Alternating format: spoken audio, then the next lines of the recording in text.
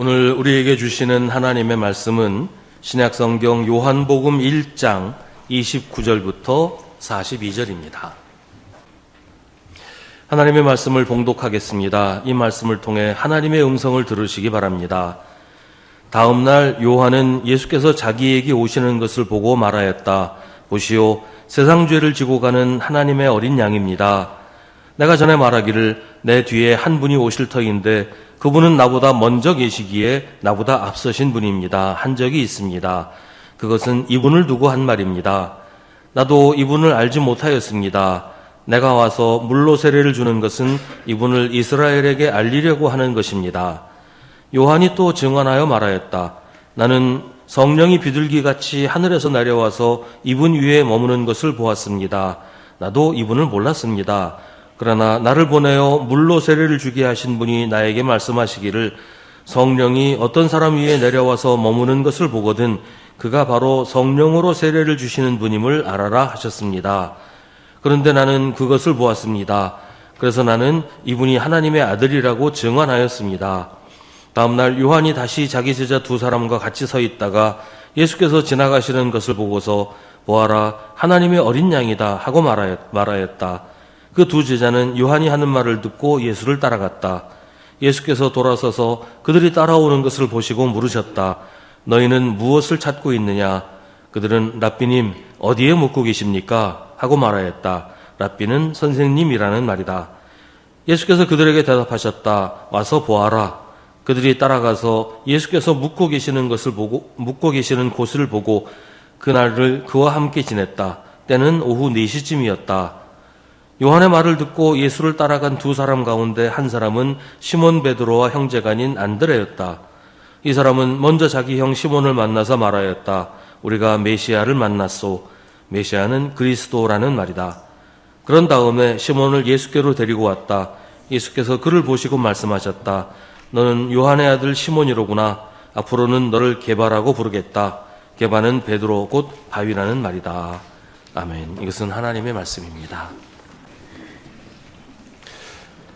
예수님이 세례를 받으신 일은 네 복음서에서 모두 소개하고 있습니다. 공간복음서에서는 세례를 받으신 그 일, 그때 일어난 사건 그 자체를 소개하고 있다면 요한복음에서는 그 사건의 의미에 집중하는 그런 차이가 있습니다. 그만큼 예수님이 세례를 받으신 일은 중요한 일이라는 것이죠. 예수님이 왜 세례를 받으셔야 했는가? 죄 없으신 분이 왜 세례요한에게 세례를 받으셔야 했는가에 대해서는 이미 몇 차례 설명을 해드린 바가 있습니다. 예수님이 완전한 사람, 우리와 다르지 않은 그런 사람이라는 것을 확인하시기 위해서 죄 없으신 예수님이 세례를 받으셨다는 것이죠. 또 죄인인 우리의 모든 죄를 대신 지시기 위해서도 세례를 받으시는 것이 중요했습니다. 세례요한은 예수님을 보고 세상 죄를 지고 가는 하나님의 어린 양이라고 말합니다. 예수님 자신은 죄가 없으시지만 우리의 모든 죄를 대신 지셨고 그래서 죄사함의 세례를 받으셨던 것입니다. 그렇게 보면 예수님은 우리와 죄로 인해서 얽힌 사이라고 볼 수 있어요. 우리의 죄를 매개로 예수님과 우리가 하나가 되었다는 것입니다. 이 말이 예수님과 우리가 공범 관계다 그런 뜻이 아니고 우리의 죄를 예수님이 대신 지셨기 때문에 우리와 얽히게 되었다. 그런 얘기입니다. 예수님이 세례를 받으신 일의 또 한 가지 의미는 세례 안에서 예수님과 우리가 하나가 된다는 것입니다. 예수님도 세례를 받으시고 우리도 세례를 받았어요. 세례 안에서 우리와 예수님이 하나가 되시는 겁니다. 예수님은 세례요한의 세례, 물 세례를 받으셨고 우리는 예수님의 세례, 성령 세례를 받았으니 서로 다른 세례를 받은 것 아니냐 이렇게 생각할 수도 있겠지만 예수님도 세례요한에게 세례 받으시는 순간에 성령이 그 위에 임재하셨고 그래서 예수님도 성령 세례를 받으셨고 우리도 교회에서 물로 세례를 받을 때 성령께서 우리 위에 임재하시고 그래서 성령 세례를 받는 것이에요. 그 세례를 통해서 또 세례 안에서 예수님과 우리가 하나가 되는 것입니다. 어느 날 세례요한은 예수님이 자기에게 오시는 것을 보고서 말합니다. 보시오, 세상 죄를 지고 가는 하나님의 어린 양입니다. 여기서 죄를 지고 간다라는 표현은 정확하게 말하면 죄를 치워버린다는 뜻이에요. 우리에게서 죄를 치워서 없애버리신다는 뜻입니다.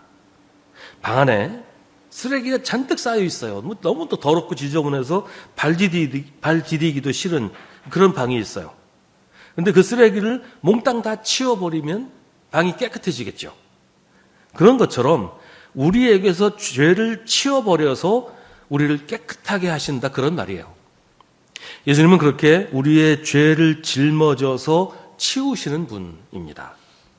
우리가 우리의 죄를 벗어서 예수님의 등에 올려놓으면 예수님은 그 죄를 저 멀리 치워버리신다는 거예요. 우리가 지은 죄를 움켜쥐고 놓치지 않는 것이 회개하지 않는 것이고, 우리의 죄를 벗어서 예수님의 등에 올려놓는 것이 회개입니다. 회개는 그래서 우리의 죄를 예수님께로 전가하는, 옮겨가는 그런 행위가 되는 겁니다. 우리의 죄는 우리 스스로는 치울 수가 없어요. 우리에게 달라붙어 있어서 떨어지지 않을 뿐 아니라 계속해서 다른 죄를 짓게 만듭니다. 몸에 무슨 끈적끈적한 게 묻어요. 이게 뭐 저절로 떨어져 나가지 않죠. 뭐 깨끗이 닦아야 없어지잖아요.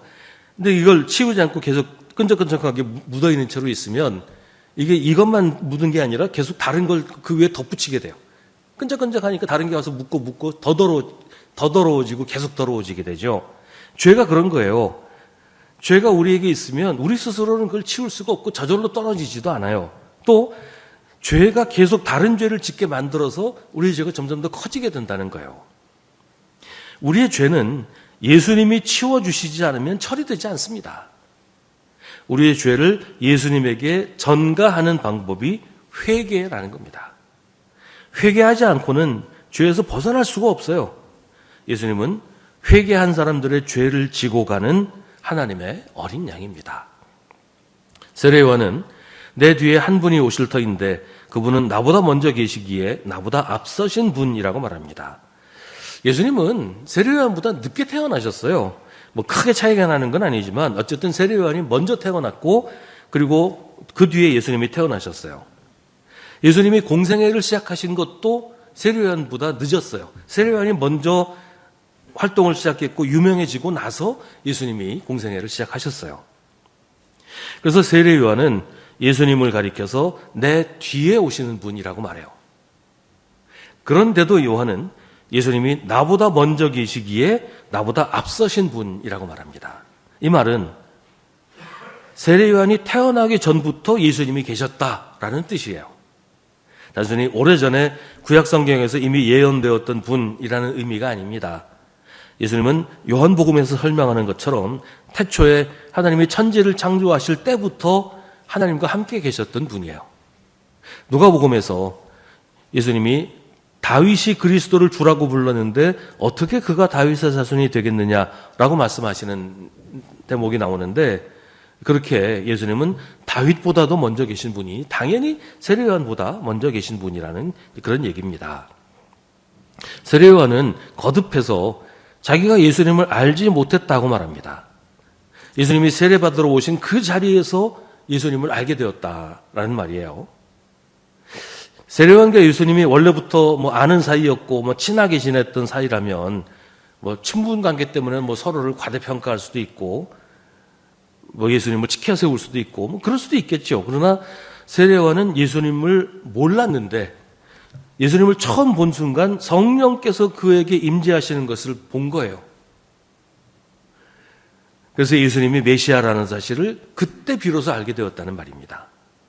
세례요한은 자기한테 세례를 받으러 오신 예수님 위에 성령이 비둘기같이 하늘에서 내려와서 머무는 것을 보았습니다.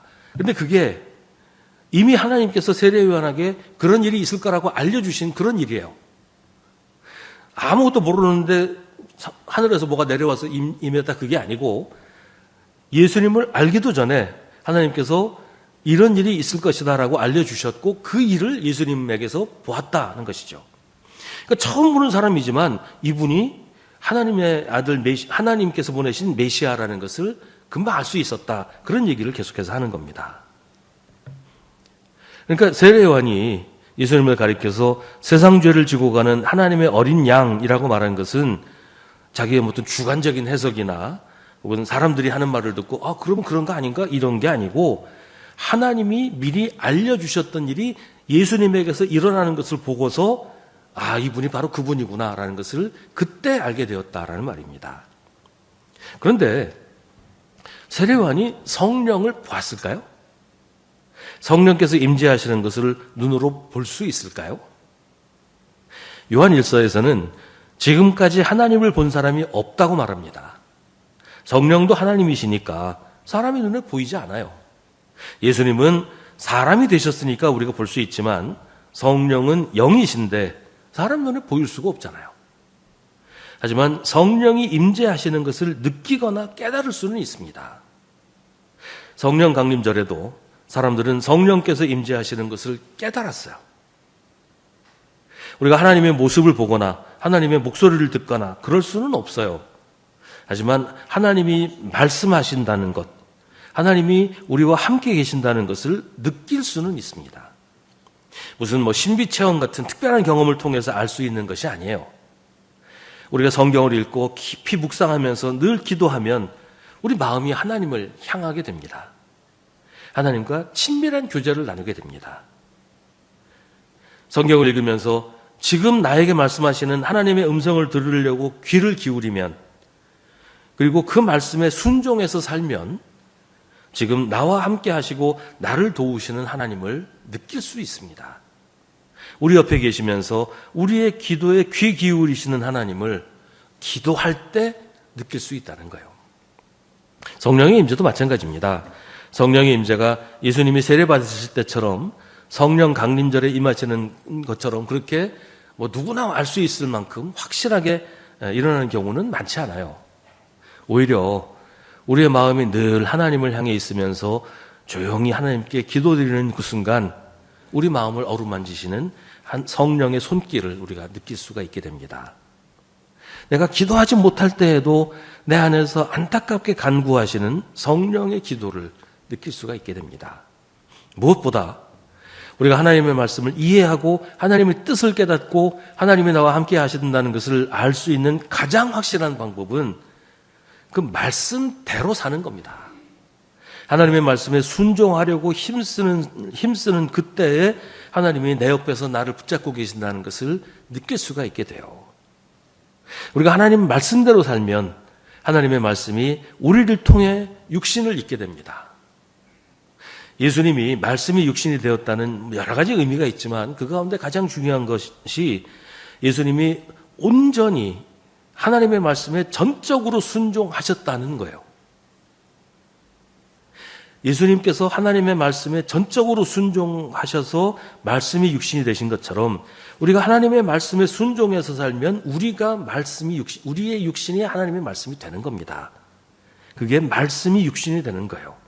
그 말씀 안에서 예수님을 만나게 되는 거죠.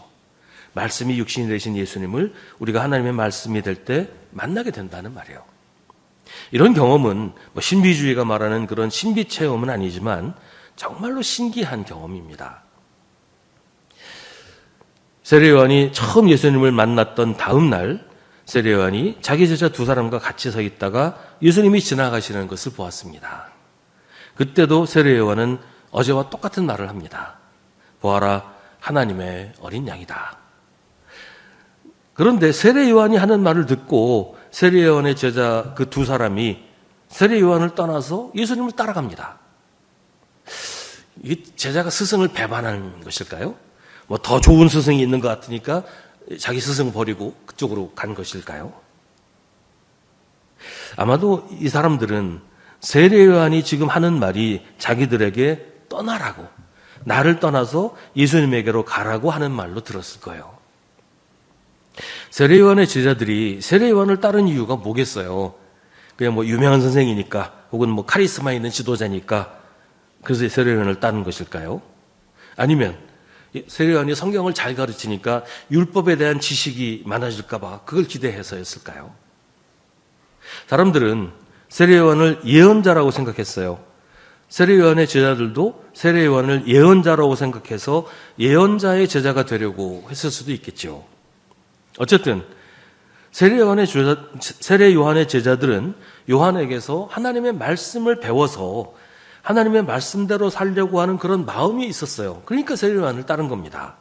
그런데 자기들의 스승이 어떤 사람을 가리키면서 세상 죄를 지고 가는 하나님의 어린 양이다 라는 말을 2번씩 합니다. 제자들이 그 말을 어떻게 받아들였을까요? 그냥 지나가는 말로 흘려 들을 수는 없는 그런 말이잖아요.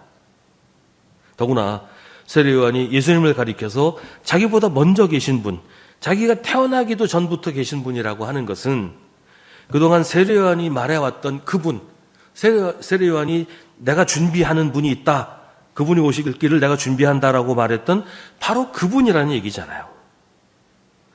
그리고 그 말은 예수님이 그리스도시라는 말이잖아요. 43절에서 안드레가 자기 형인 시몬에게 내가 메시아를 만났소라고 말하는데 뭐 뜬금없이 이렇게 얘기했겠어요? 세례 요한이 저분이 메시아야 라고 말했으니까 내가 메시아를 만났소라고 말할 수 있었던 거 아닙니까? 그 세례 요한이 하는 말을 듣고 제자들은 무엇을 생각했을까요? 저분이 메시아라고 하는 말을 듣고 이제는 어떻게 해야 될까요? 메시아가 오셨지만 그래도 내 스승은 세례 요한이야. 그러니까 나는 세례 요한 옆에 붙어 있을래. 그게 옳은 일일까요? 이미 세례 요한은 자기 역할은 메시아가 오실 길을 준비하는 것이고 사람들을 그분에게로 보내는 게 자기 사명이라고 얘기했는데 그 메시아가 오셨는데 그럼에도 불구하고 계속 세례 요한 옆에 있어야 되는 거라고 생각할 수가 있겠냐 말이죠. 제자들은 세례 요한이 자기들에게 대놓고 저분이 메시아야 라고 말하는 것은 이제는 나를 떠나서 저분에게로 가라는 말로 들을 수밖에 없었어요. 메시아가 오셨으니까 이제는 나를 떠나서 메시아에게로 가는 것이 당연하다. 그게 세례 요한의 사명이라고 세례 요한은 말해왔고 이제 제자들을 그분에게로 보내는 겁니다. 세례 요한의 2 제자는 요한이 하는 말을 듣고 예수님을 따라갑니다. 예수님은 그들이 따라오는 것을 보시고서 너희는 무엇을 찾고 있느냐라고 물으십니다. 그들이 세례 요한을 대신할 또 다른 스승을 찾고 있는지 아니면 메시아를 찾아왔는지 그들에게 대답해보라고 말씀하시는 거예요. 두 사람은 예수님에게 어디에 묻고 계시냐고 묻습니다.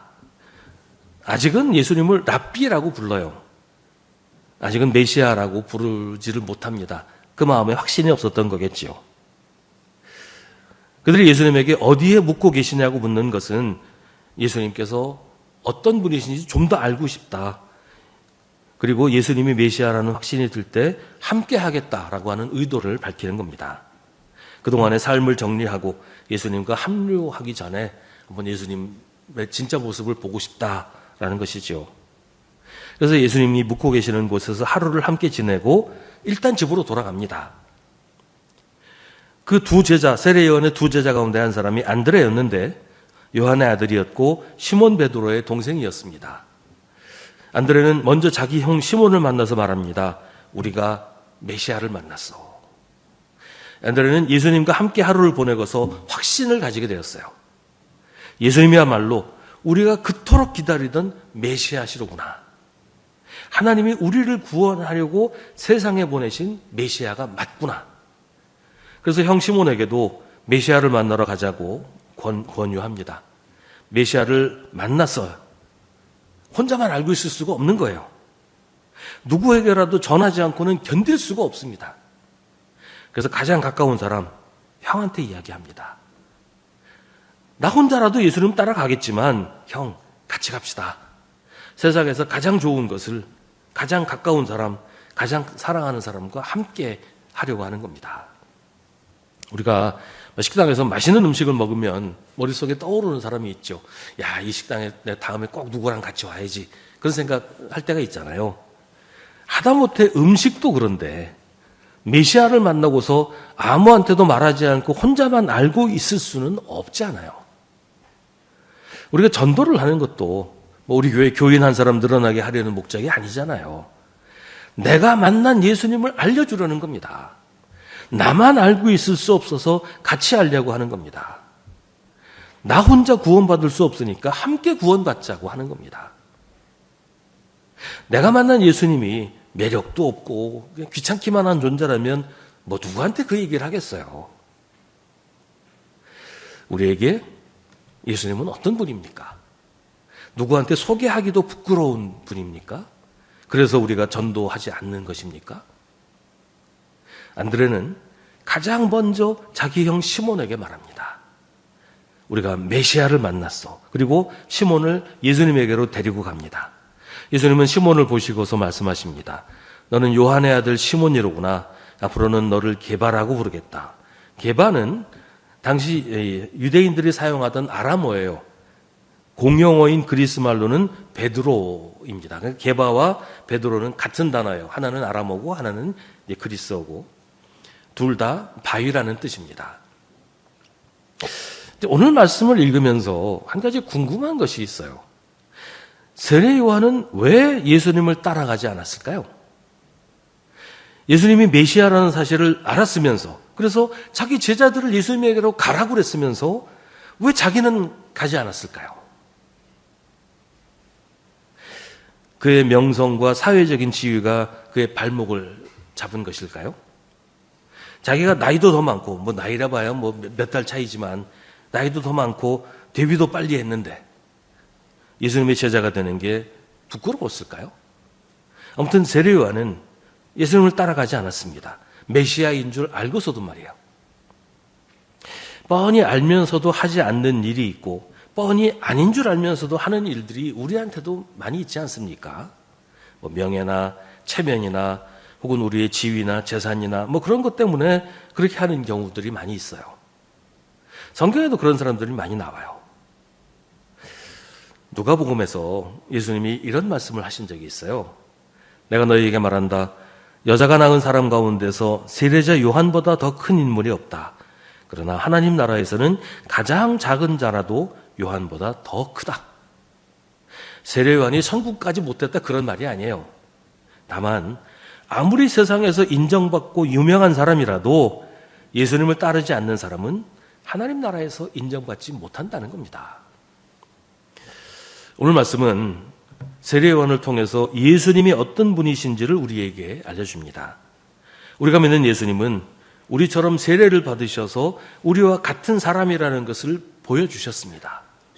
그러나 예수님은 우리와 같기만 하신 것이 아니라 우리의 죄를 치워버리셔서 우리를 깨끗하게 만들어주시는 하나님의 어린 양입니다. 우리에게서 죄를 없애시고 우리를 거룩하고 정결하게 하셨습니다. 그래서 우리를 구원하신 우리의 주님이십니다. 죄의 문제는 우리 스스로 해결할 수가 없어요. 그러나 우리가 회개하면 예수님은 우리에게서 죄의 짐을 내려주시고 스스로 그 짐을 대신 지시고 저 멀리 치워버리십니다. 우리의 죄는 지옥불에 던져서 다 태워버리고 우리는 하나님의 나라로 들어가게 하십니다. 예수님은 그렇게 우리의 죄를 지신 하나님의 어린 양입니다. 우리 대신 제물로 바쳐져서 십자가에서 돌아가신 우리의 구세주입니다. 우리는 예수님을 믿습니다. 예수를 믿는다면 예수님이 우리를 위해 하시는 일을 하시도록 우리를 예수님에게 맡겨야 됩니다. 예수님이 우리 죄를 치워주시는 분이라는 것을 믿는다면 회개해야죠. 우리의 죄를 주님께 옮겨드려야죠. 우리가 진심으로 회개하면 우리의 죄는 예수님이 다 치워버리십니다. 그래서 예수님이 우리를 죄에서 해방시켜 주십니다. 자유롭게 만들어 주십니다. 죄에서 자유롭게 되었다는 것은 이제는 마음대로 죄 지어도 돼. 그게 아니고 더 이상 죄에 휘둘리지 않고 죄에게 복종하지 않게 되었다는 말이에요. 죄 짓지 않고도 살 수 있게 되었다는 뜻입니다. 죄가 우리를 더럽히지 못하도록, 죄가 우리를 얽어매지 못하도록 예수님이 죄를 우리에게서 멀리 치워버리셨어요.